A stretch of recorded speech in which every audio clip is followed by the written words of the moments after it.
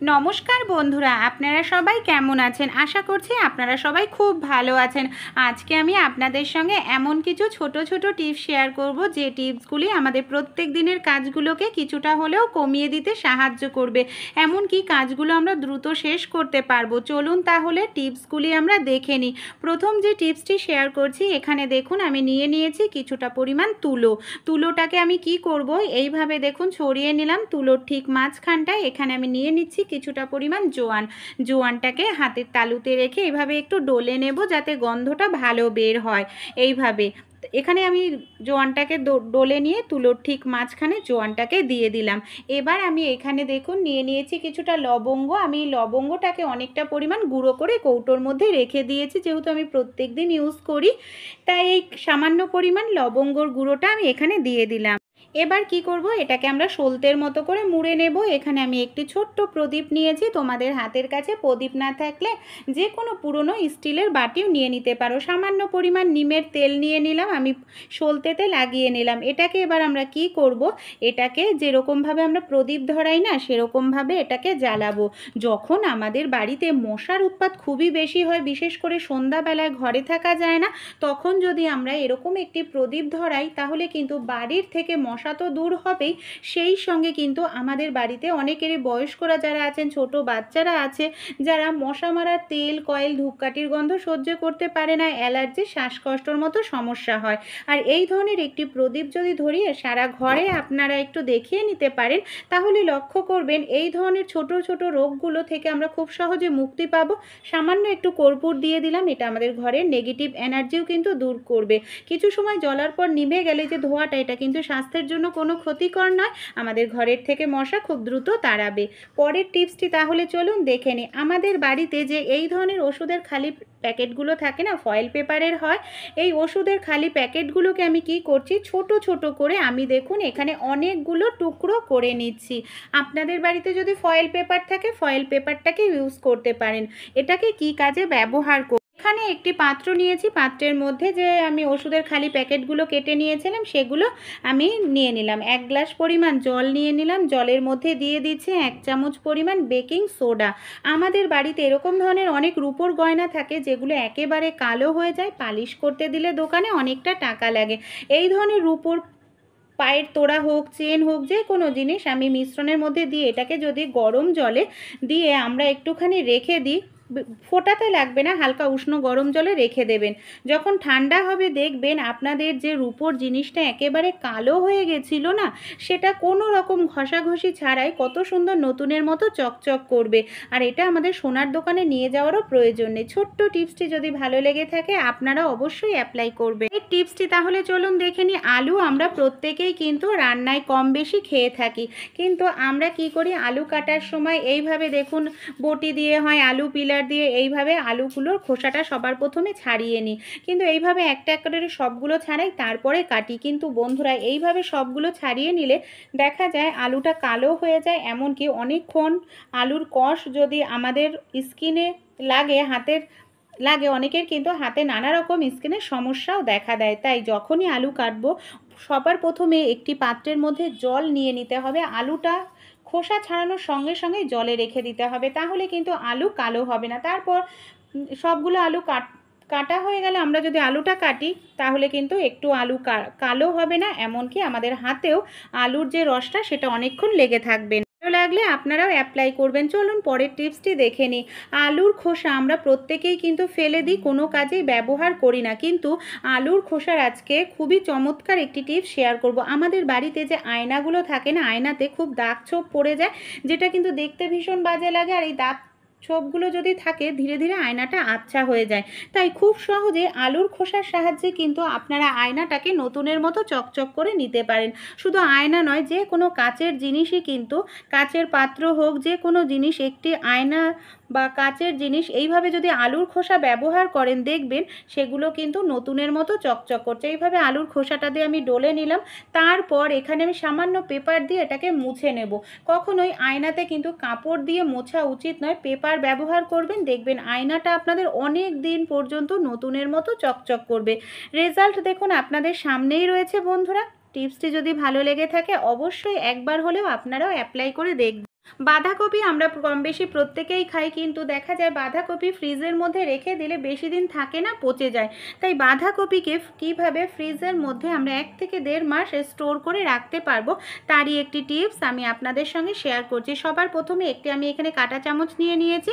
কাঁটা চামচের যে হ্যান্ডেলটা আছে না, সেই হ্যান্ডেলটা এইভাবে দেখুন আমি যে বাঁধাকপির এই যে বোটার অংশটা থাকে সেই জায়গাটায় এইভাবে আমি বের করে নিচ্ছি।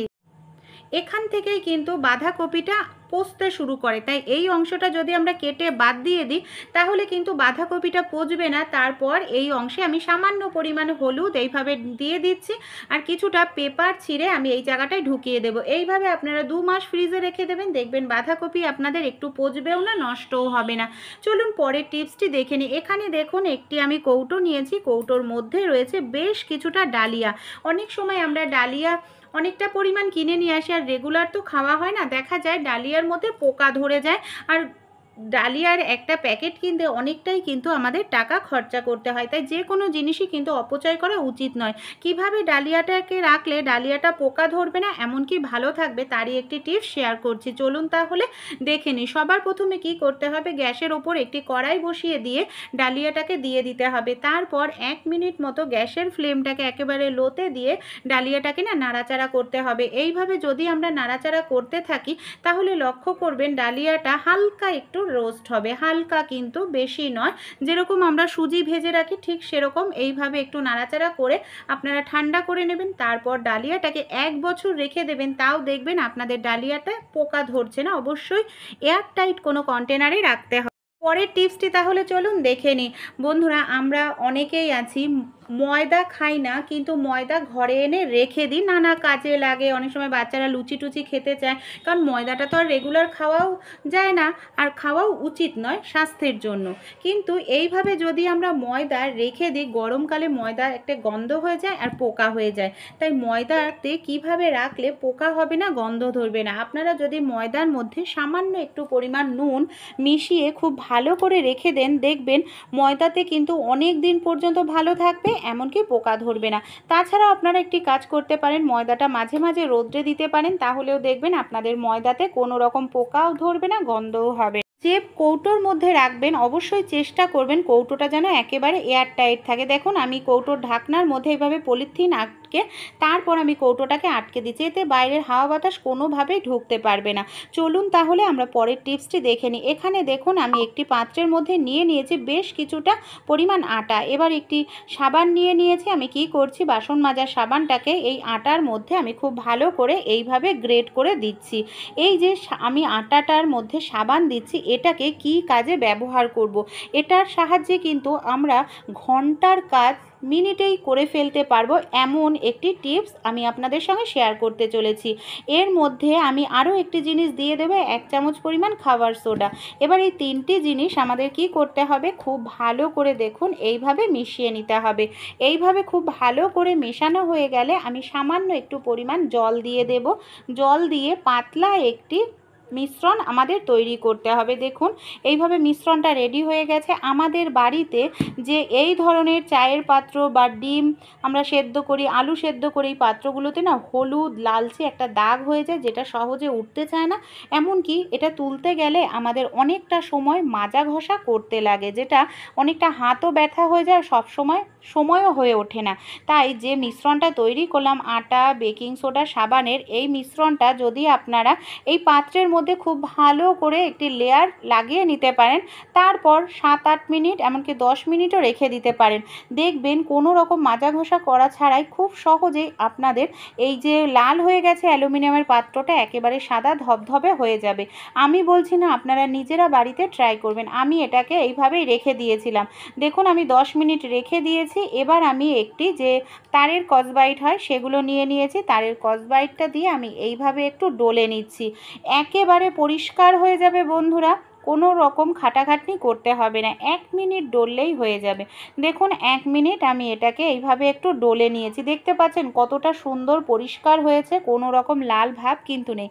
আপনারা জানলে অবাক হবেন, আটাও কিন্তু আমাদের যে কোনো অ্যালুমিনিয়ামের পাত্র পরিষ্কার করতে ভীষণ সাহায্য করে। এমনকি অ্যালুমিনিয়ামের পাত্র তো আপনাদের যদি হলুদ হয়ে যায়, আপনারা শুধু আটা দিয়েও পরিষ্কার করে দেখবেন পাত্রটা কতটা সুন্দর পরিষ্কার হয়েছে। এবার আমি আপনাদের জল দিয়েও ধুয়ে দেখাচ্ছি। জল দিয়ে ধোয়ার পর বন্ধুরা রেজাল্টটা দেখুন শুধু, একেবারে যেটা লাল হয়ে গেছিলো না, সেটা দেখুন কত সুন্দর পরিষ্কার হয়ে গেছে, এমনকি পুরোপুরি লাল ভাবটা উঠে গেছে। আপনাদের বাড়িতে যে চায়ের পাত্র আছে বা এই ধরনের যে পাত্রগুলো বা প্রেশার কুকার যদি এরকম লাল হয়ে যায়, তাহলে অবশ্যই এই ছোট্ট টিপসটি আপনারাও অ্যাপ্লাই করে দেখবেন। আর ভালো লেগে থাকলে আপনাদের বন্ধুবান্ধবদের সঙ্গেও শেয়ার করবেন টিপসটি।